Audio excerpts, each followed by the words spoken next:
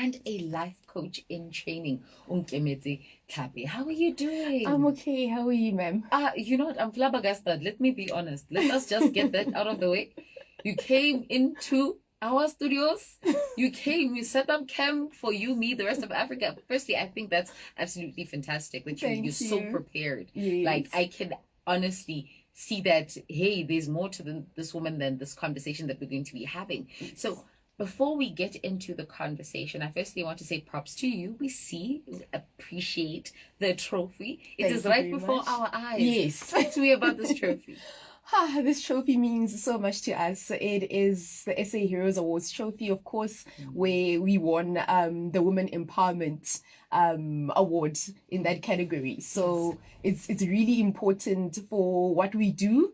And the conversation today will, of course, be around how we link that up with the women empowerment in the country and the continent. Thank you so much for hosting us at the moment. So, yeah. Sure. So, the pageant blog, Her Majesty organization, brings together the world of beauty pageants with the aim of redefining and revolutionizing the standards of beauty by creating social development through women empowerment. There's a lot that I just said. Yes. Help me understand in layman's terms. What are we doing here? In layman's terms, every single week, on Tuesdays and Thursdays on Instagram Live. Hence, I have all the equipment. Okay. We sit and we profile amazing, and I mean amazing women in the pageantry world. And we literally just ask them what they do, what inspires them, and why they went into pageantry. Because going into the business of beauty, like they call pageantry and modeling, you know, the standards of beauty are really very subjective, and they have been transforming throughout the years. That pageantry is not just about the glitz and the glam. It's not about walking in heels, just about that. It's not just about how you look. It's also about the contribution that you make as a woman in society. And these women, I urge everyone to go to our page and our YouTube channel, Her Majesty Organization, and just watch one interview, just one, and see how these women literally transform the communities that are around them through pageants.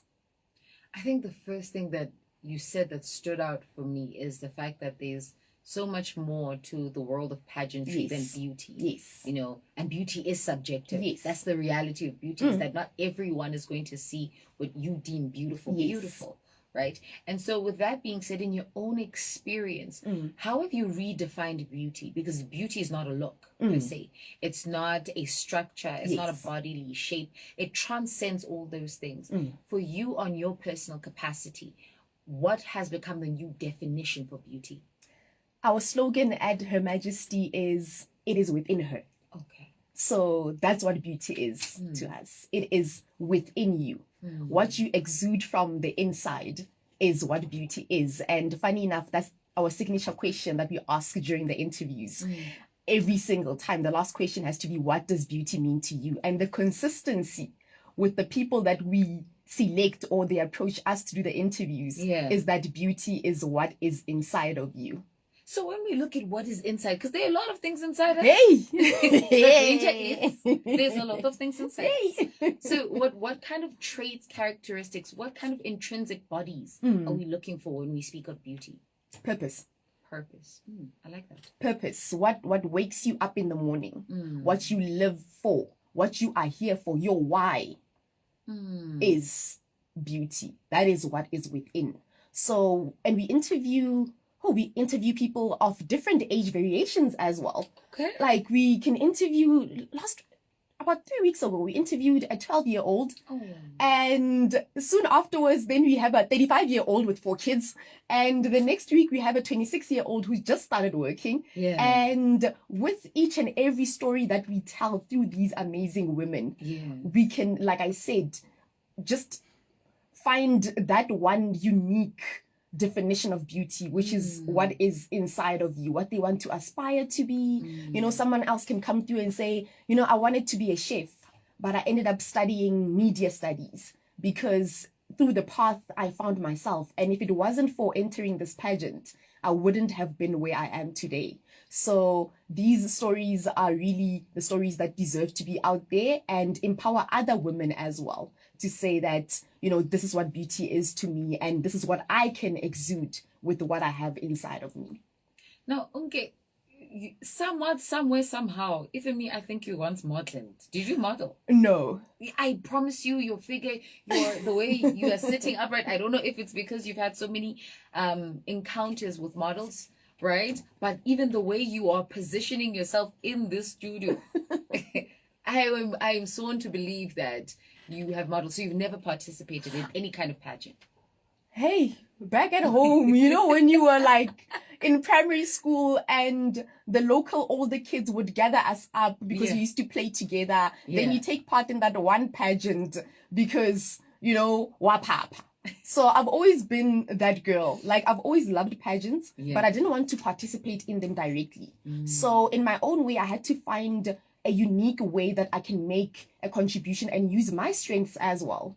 In the pageantry world. And, me and my partner, who couldn't be here today, unfortunately, we came up with this unique concept to say that, okay, no, here's a gap in the market. Yeah. You look at these pageants and you ask them, what is the purpose of your pageant? And they have different purposes. So let us bring everything together in order to tell these stories. So, like, I just talk too much. That is my job. Hence, I decided to be the one that asks the questions and become curious to know that, hey, what is your story? What do you stand for? So that is what we do at Her Majesty organization.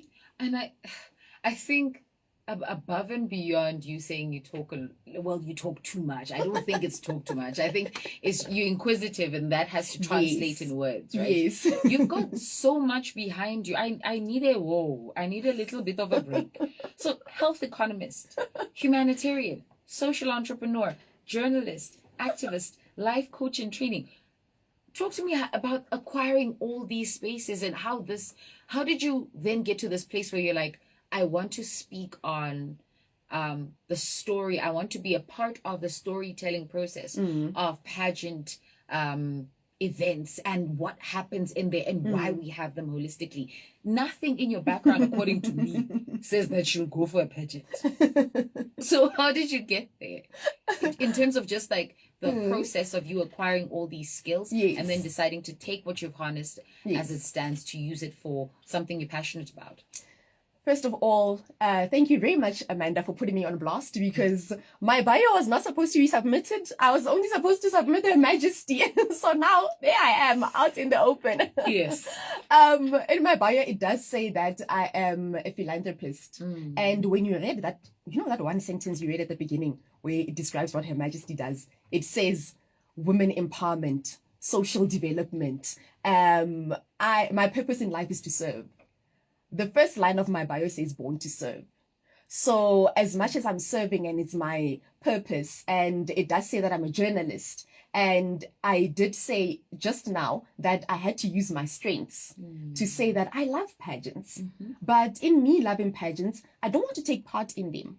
But what strengths can I use? To say that I've worked in broadcasting, I've worked in PR, I am a journalist. And how can I use all of that to say that, okay, no, I'm bringing everything together. I want to serve the community. I want to encourage young girls and I love pageants as well. So I sat down and in my personal capacity, it had to be a matter of what else can I do to contribute to this industry? Yes. So sheesh, there's a lot that you bring to the table and I absolutely appreciate that in terms of conversation. I want us to take a break, but when we come back from the break, I want us to tap into the stories that you've heard because the reality of pageantry is that not everybody understands that it goes and extends beyond beauty. I think we're so accustomed and conditioned to hear the words world peace and the Queen's wave, and so we kind of glamorize pageantry and we don't see the hard efforts, the hard-earned kind of positions that these women take up in society. You know, we don't get to value them on capacities and levels where we can say, you know what, you contributed to the shift of this person's thinking, or perhaps the shift of this entire society's way of living. Perhaps it's in an economical disposition or a mental disposition. We don't have those conversations. So I want you to sort of relay some of the key stories that have changed community societies, right? But we're going to do all that when we get back. Girl, I see this slipping. Can I help you? It's a high stage. Let me see if we can. This is Channel Africa, the African Get it, buddy. perspective. Do you want your music played on Channel out. Africa? Do you want people to know about your music? I think it should be good now. It should be good, ne? It's this thing that's supposed So to be steady. usually with mine, I slightly tilted backward. Ne? Yeah. That helps because you can maneuver this. Yes. Let's try that. Put it See back how on. that works. So I hear you asking yourself, how do I do that? You can submit your music on And at least it's in it. Channel Africa. It's still live. Yes, at least they still. Can I see your trophy? Okay, nice. See it. Hey, you've been touching it. No excitement. 50 minutes after 7 a.m. Central African time. In my hands, I'm holding the awards that was afforded to Her Majesty organization. This one for Women Empowerment winner. And it looks beautiful, I must just say. So when you held this in your hands, Onke, we have Onke Metsi Tlape, who's in studio, who's part of the founding team, I believe it is, of Her Majesty organization. When you held this award, what were the sentiments and thoughts that went through your mind? First of all, it's heavy.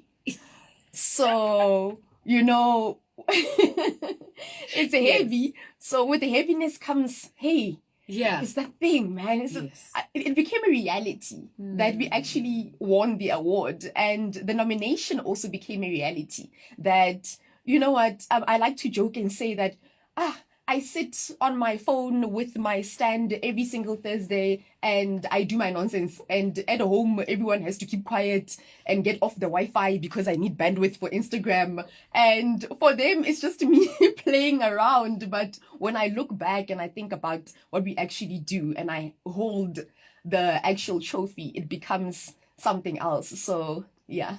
Yeah. Wow.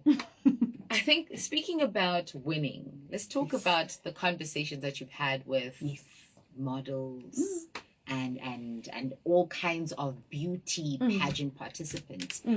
What are some of the most pivotal, and when I say pivotal, I mean stories that shifted societal thought processes for you personally? What are some of the stories you've heard and you're like, this didn't just influence me, it influenced a culture, a society, you know, a great group of people are now thinking, feeling, responding differently to life? I have to start with the biggest, I mean, like the biggest culture shift of our generation. We're still waiting for someone to actually do something that big. And it's Zozibini Twinsie, Miss South Africa 2019 and Miss Universe. And funny enough, that's when we actually started the blog in 2019. We wanted to go to that pageant so bad, but we ended up not going where she actually won. And we did surveys and whatnot, and we did who's going to win and all those things. So her win, like Miss Mamelodi Sundowns Eastern Cape, the current one, Yanelisa Bokveld said, was very important. Zozibini's win was really important in terms of saying that, hello world, this is us revolutionizing the standards of beauty. I remember us writing down the objectives of Her Majesty. Revolutionizing the standards of beauty, redefining, shifting. They are all written in like a notebook because we're sitting in a meeting. We had multiple meetings before starting this thing. Can you believe it? Yeah. They're all written down. And after she won, we actually sat down and said, tick, number 1. Tick, number 2, number 3. She literally ticked all the boxes. And what we wanted from Her Majesty from that was then inclusivity. To say that we are reaching out to all the pageants in the country. Doesn't matter how big, it doesn't matter how small. From Miss Mamelodi Sundowns to Miss Township South Africa, to Miss Tembisa, to Miss Palaboa, Face of Polokwane, all of them, you know, Miss Face of Northwest, all these pageants that we are reaching out to, some in Durban, you know, small towns, small communities, and they come onto our show and they really appreciate the platform that we give to them to say that this is the purpose of our pageant. And when they explain the purposes of their pageants, most of them are revolving around the community and the girl child, and saying that we are empowering women, and we are empowering women in order to empower the community. So what we do, like I usually say, is that we empower us. Come on. If the word empower us exists, guys, like please don't put me on blast. Girl. We are empower us. So we're giving them that platform to say that, you know what, we'll give you the questions beforehand. If you need to brush up whatever you need to brush up, it's going to benefit you in the process. So that was a culture shift, and we hope that in the future we can reach out to Africa as well. We've interviewed Miss Premium Africa, and we're also trying to reach out to other countries, Miss Grand Ghana, and all those guys that are Miss Ivory Coast, Miss Heritage Ivory Coast, that are sending us DMs, and we can take it a step further to say that this is what beauty means, and this is what, most importantly, beauty can do for the community. Wow. That's beautiful. I'm highly impressed. Like I now learning to appreciate beauty outside the appearance, outside the thoughts, outside the compliments, right? Also, I am very tempted to start Miss or Face of Randburg, because that's where I live. Yes. And then it's just going to be me who enters, so I can win, so you can interview me. Yes, please. Let's talk about, you said something so powerful. You spoke about how you're empowering the girl child, right? How does an acceptance and even a sort of a lifting of femininity bring about empowerment for the girl child? Because if you think about it, femininity has been associated with so many weak things. Yes. You know, if you're looking for the weaker counterpart of an experience, you probably use the feminine touch or an aspect or even a tagline to sort of complement that. How is empowering a woman in her femininity bringing about that power that the entire society can experience? Self-awareness. Defining femininity for you as an individual. My femininity is not wearing heels and not wearing makeup. To the next person, it's wearing makeup, and they're going to wear heavy makeup. You know, it's not the makeup that you like, but it's the makeup that I like. So what is important and what is unique within everything is just the girl child being self-aware of what they want. Remember I mentioned purpose? Yes, your purpose. You know, we're not saying that you're 12 years old, just know what you want to be or why you are here at that stage, but just be self-aware. Just teach young girls to say that this is what I like, man, and I love it, and I'm embracing it. And with me embracing it, I will enter this pageant and I will say that, hey guys, I'm bringing this to the table. You know, the table is here. It's huge. Her Majesty has a huge table. You know, it's all over Africa, like I said. But this is what I'm bringing to it, and this is what I'm bringing to the pageant. And that's empowerment on its own, knowing who you are. Yeah. I think lastly, what I want to pull away from you, and this is going to be a bit of a difficult one, so I want it in no more than a sentence. Okay.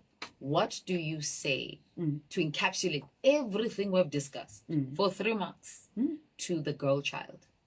So this is a statement you say to a young child who's yet to understand what self-awareness means, who's yet to experience the power of femininity within her context, obviously, who's yet to understand the power she holds as a woman, you know, or someone who subscribes to being a woman. What would you say to her? No more than a sentence. Okay, I wish I held a picture of our logo. Oh, It's our slogan. okay. It is within you. That is it. That's it. Hi. And just like that, we wrap up conversations.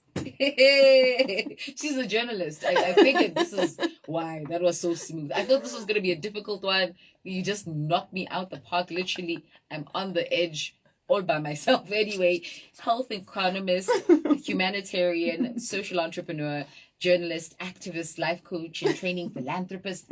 Her name is Umkemet, and she was waiting for our producer downstairs. Make him mates. You know, prophetically speaking, your name is doing a lot. And she joined us in the studio today to walk us through the Majesty, or rather Her Majesty organization and what it offers.